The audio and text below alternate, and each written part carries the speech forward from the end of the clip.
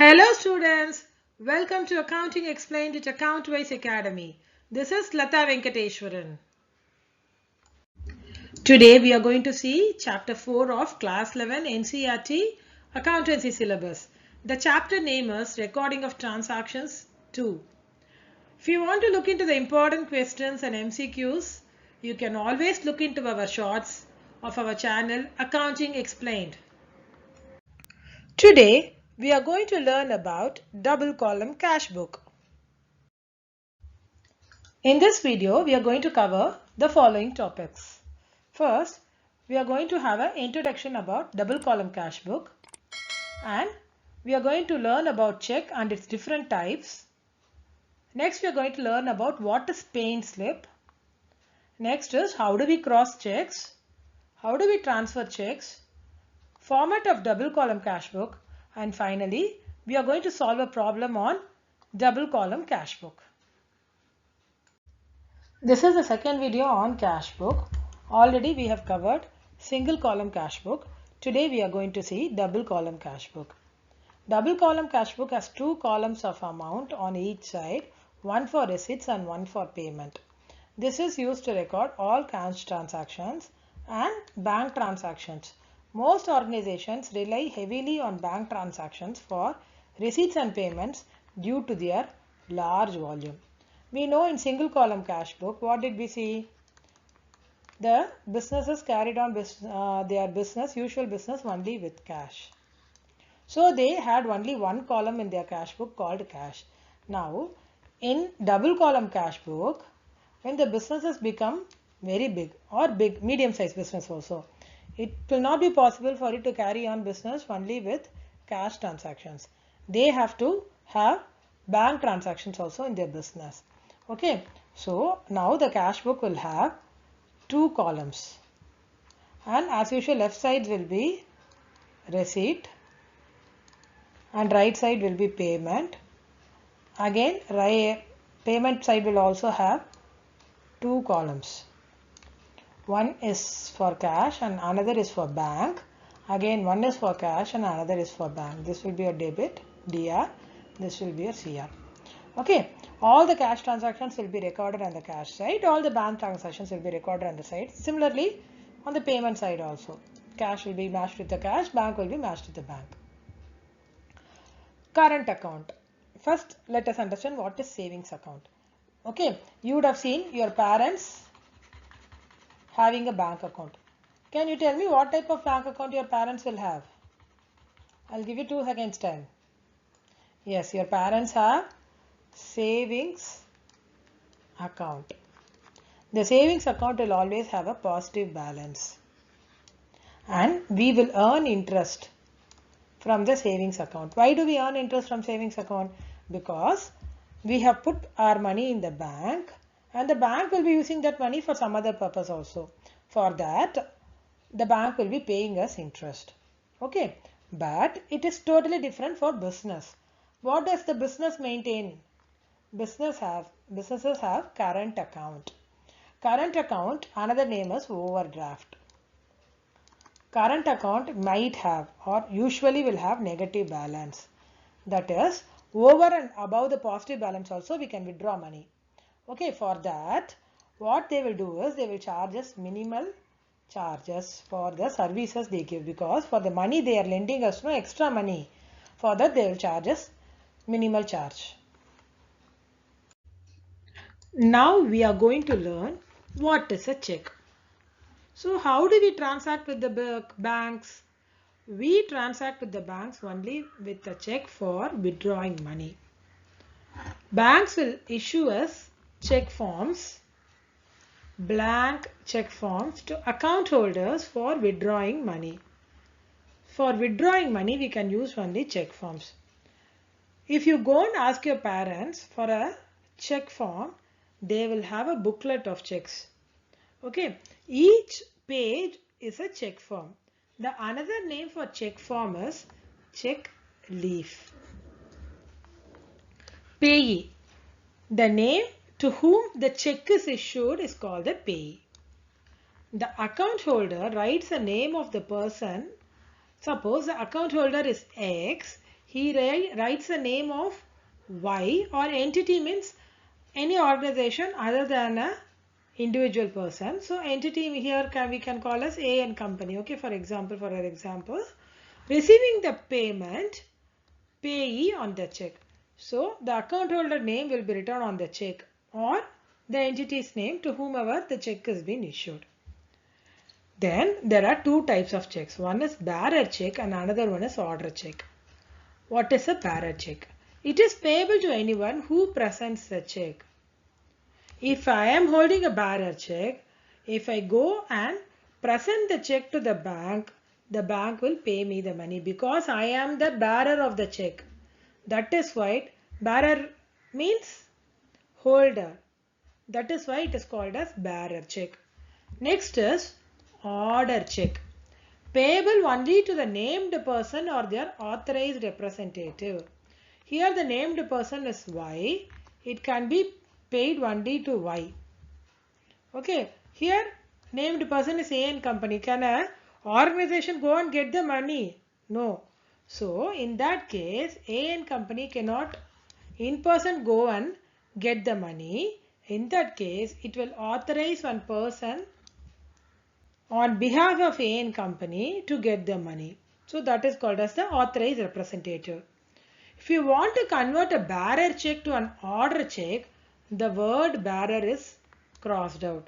So the word bearer will be written in the check, that will be crossed out if we are issuing a order check.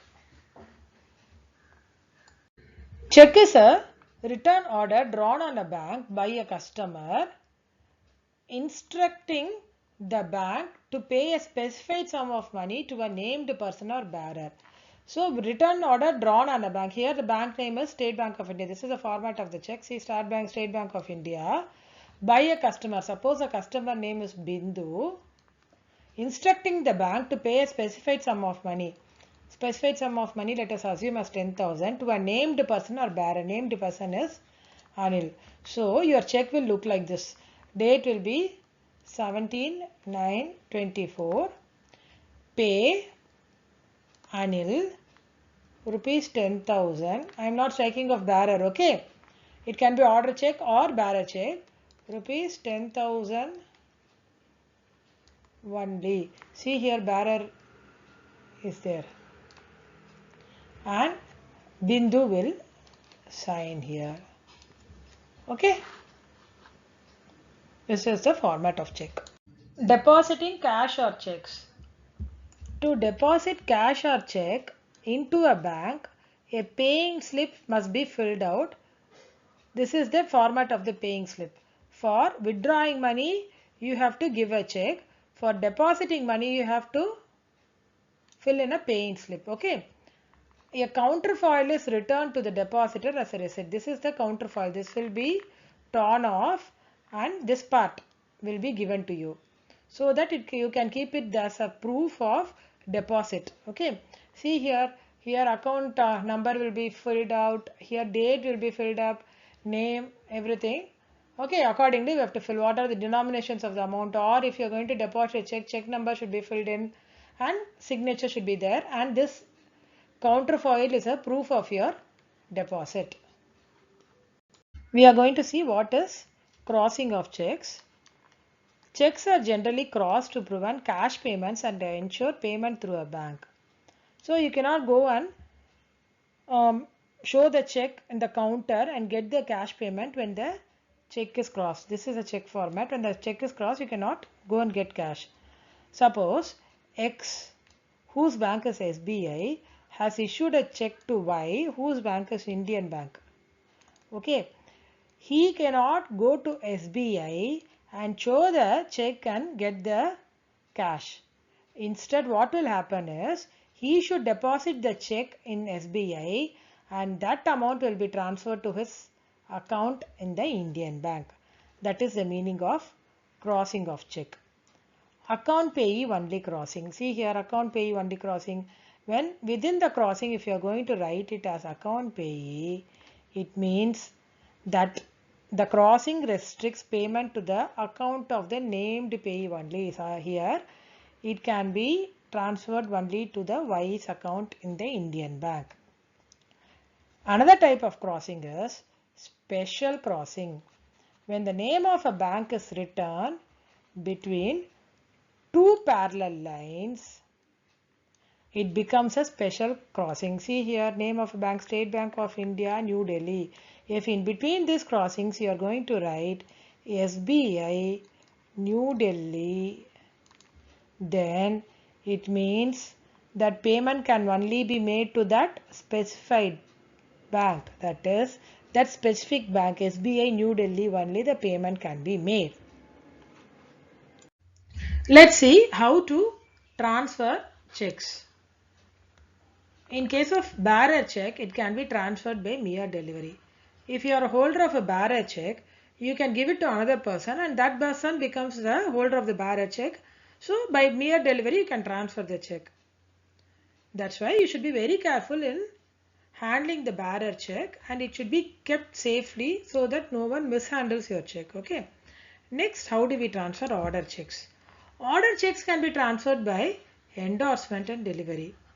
Endorsement involves writing instructions to pay the check to a specific person and signing on the back.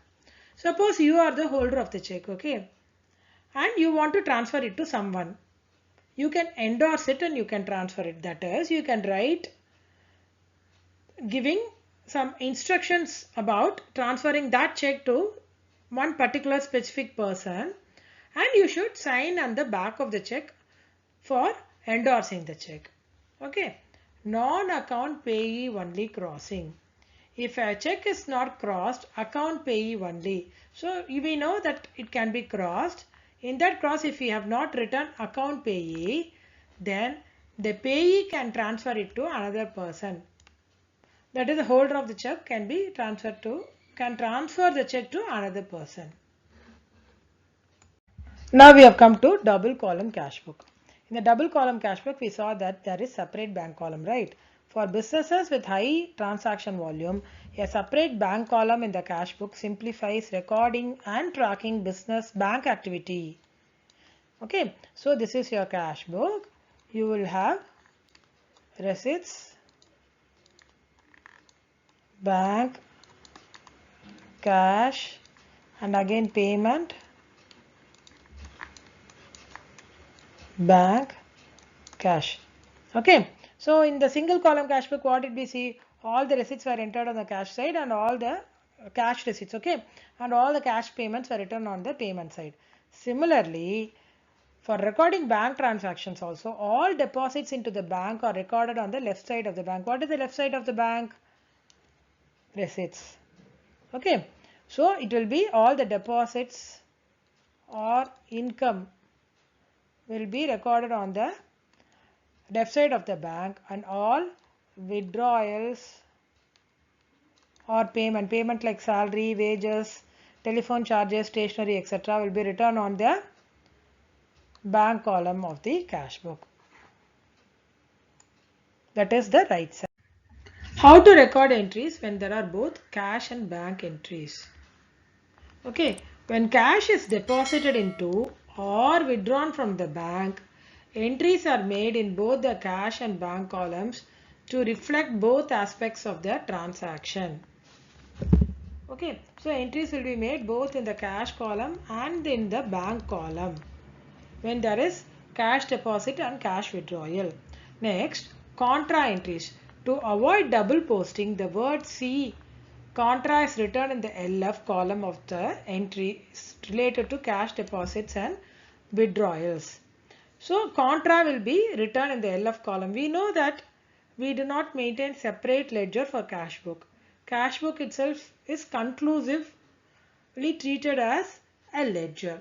So in the ledger folio column, we are going to write C because it is not going to be transferred anywhere. It is going to be transferred within the account. That is why C is used for both cash deposits and withdrawals. Okay, I will give you an example now and explain it with an example. Let's see the format of double column cash book. So on the left side it is DR, right side is here, everything is same. Date, receipts on the left side, LF, cash, bank, 5 columns are there. On the right side also you have 5 columns, date, payments, LF, cash, bank. On comparing it with the single column cash book, now we have introduced new column called bank. So that is why it is called double column cash book. You have two columns here, cash and bank, cash and bank. In single column cash book we had only one column, that is only cash we had. Okay, now we are going to see the two scenarios. First is withdrawal of cash from bank. When you withdraw money from bank, the entry is cash is increased. Since you are withdrawing money from bank, it has to be debited and bank has to be credited because the bank balance is going to be reduced and it's a asset. Okay, see here, what is increased? Your cash is increased. So on the receipt side, under the cash column, write 10,000 rupees and on the LFC, write C. Okay, now what is the opposite of cash account now? Bank. What have you done to the bank account here? You have credited it. So in the cash book, which is similar to the ledger, you have to debit it to bank, 10,000 rupees. Okay. Again, what has reduced? Your bank account has been reduced. So on the payment side, under bank column, write 10,000 rupees. What is the opposite of bank column? Cash account. What you have done here, you have debited. Now you have to going to credit. When you credit in the cash book, it has to start with buy. Buy cash account 10,000 rupees. And LF you have to write contra C. Okay. This is for withdrawal of cash from bank. Next scenario is deposit of cash into bank. When you deposit cash into bank, your bank balance is going to be increased. So debit bank account and your cash is going to be reduced. So credit cash account, assuming the amount as 20,000 rupees, 20,000. Now what has increased? Your bank has increased. So write under the receipt side, under the bank column, 20,000 rupees and in the LF you write C. What is the opposite of bank account here? Cash. It is credited here. So now we have to debit to cash. Debit starts in the cash account similar to the ledger with 2. Okay. And what has reduced in the journal entry? Cash balance. So in the payment side, under the cash column, write 20,000 and LF write C. What is opposite of cash account? Bank account. In the journal entry, it is debited. So in the cash book, which is similar to ledger, we are going to credit it, which starts with by bank. Okay. This is how we have to do the contra entries for withdrawal and deposit of cash into bank and from bank. Next scenario is dishonor of check. When a check is returned unpaid due to insufficient funds, the firm records this by crediting the bank column in the cash book. I'll explain this with an example. Suppose you are receiving a check from Mr. X for rupees 10,000 and you have deposited in Mr. X's bank. Okay, and in his account he has only 9,000 rupees. So this check cannot be passed by the bank. So this check will be returned back to you because of insufficient of funds. Thus returning of check to you means dishonor of check. Or another name is bouncing of check. Okay, because of insufficient of funds in the excess account. Next we'll see the journal entry first for receipt of check and for dishonor of check. What is the journal entry for receipt of check? When you receive the check, the journal entry is bank account debit. So your bank balance is going to be increased. Suppose the amount is rupees 10,000 to credit the giver X account. By now you should be very thorough with the golden rule. Okay. So credit the giver X account is credited 10,000 rupees. This is for the receipt of check is the narration. So in the cash book, under the bank column, you will write 10,000 rupees on the receipt side. On the receipt side, you are going to write 2x. On the receipt side, bank column, you are writing under the bank column 10,000 rupees. Now, for the dishonor of check. When the check is dishonored, this entry is going to be reversed. Okay, so now X will be debited, X account debit 10,000 to bank account. Bank here it is debited, now you are going to credit it 10,000. This is the reversal of entry of acceptance of check or receipt of check. Okay, now the narration is dishonor of check. You are going to write this under the bank column on the payment side. Okay, so under the payment side we write by X, under the bank column 10,000. See, this is for receipt of check and this is for dishonor of check. It is reversed. Debit and credit now becomes 0 as if you have not received any check. Okay. Now we are going to see how to record bank charges and bank credits which are directly given by the bank or charged by the bank. Okay. So if the bank charges interest or other fees which are charged by the bank are to be recorded as credits in the bank column, that is these things are charges. No, these are charged by the bank on us. So they should be recorded on the credit side, means on the payment side by bank charges, by commission, by other fees.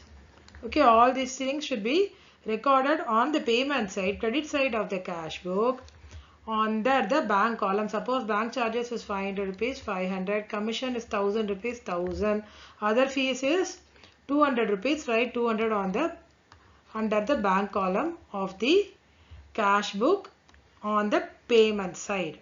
Okay, now bank credits. If the bank credits a firm's account, the entry is made as a debit in the bank column. So bank credits in the firm's account. Credit the firm's account means you now have a income. Bank credit means you now have a income.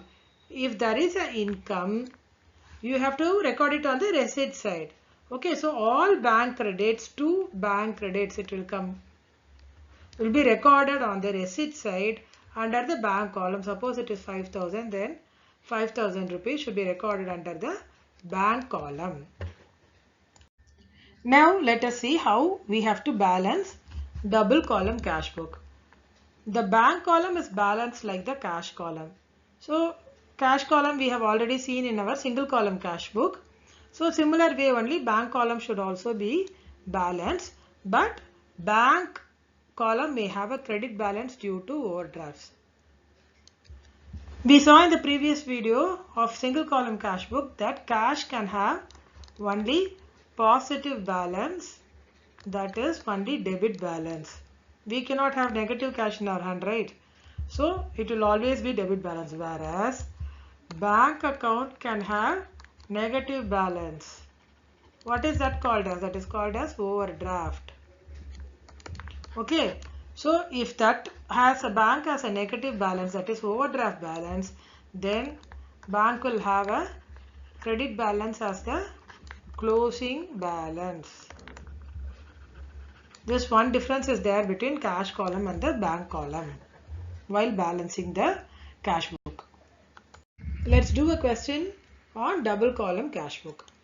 The following transactions related to Messrs. Tools India on September 1, 2017, bank balance 42,000. So this is the opening balance of the bank and they have not told specifically whether it is debit balance or credit balance.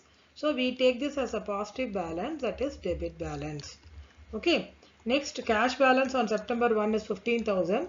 September 4th, purchase goods by check 12,000. September 8th, sale of goods for cash 6,000. September 13, purchased machinery by check 5,500. September 16, sold goods received check deposited same day 4,500. September 17th, purchased goods from Mridula in cash 17,400. September 24th, check given to Rohit 1,500. September 27th, cash withdrawn from bank 10,000. September 30, rent paid by check 2,500. September 30, paid salary 3,500. We are going to do the solution now. So we are opening a cash book which has 10 columns. DR on the left side, on CR on the right side. Then columns are date, receipts, LF, cash, bank on the left side, and on the right side it is date, payments, LF, cash, bank. Okay, first is on September 1, bank balance. They have not mentioned it as OD, so we have a debit balance. It is the opening balance. So on September 1, two balance brought down under the bank column 42,000. Next, cash balance also, its opening balance, debit balance. Two balance brought down under the cash column, same, we are maintaining the same two balance brought down under the cash column, it is 15,000. Next is purchase goods by check, 12,000 rupees. So purchased goods by check means it should come on the payment side under the bank column. On September 4, under the payment side, by purchases, bank column 12,000 rupees. Next is sale of goods for cash 6,000 rupees.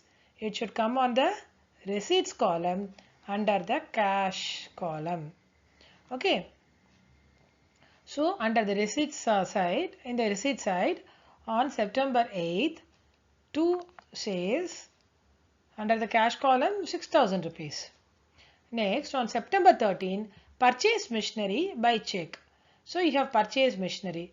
When you purchase goods, it will be transferred to purchases account. So goods if you purchase, it will be transferred to purchases account, whereas if you purchase machinery, then it should be transferred to, it's an asset, it should be transferred to the machinery account only.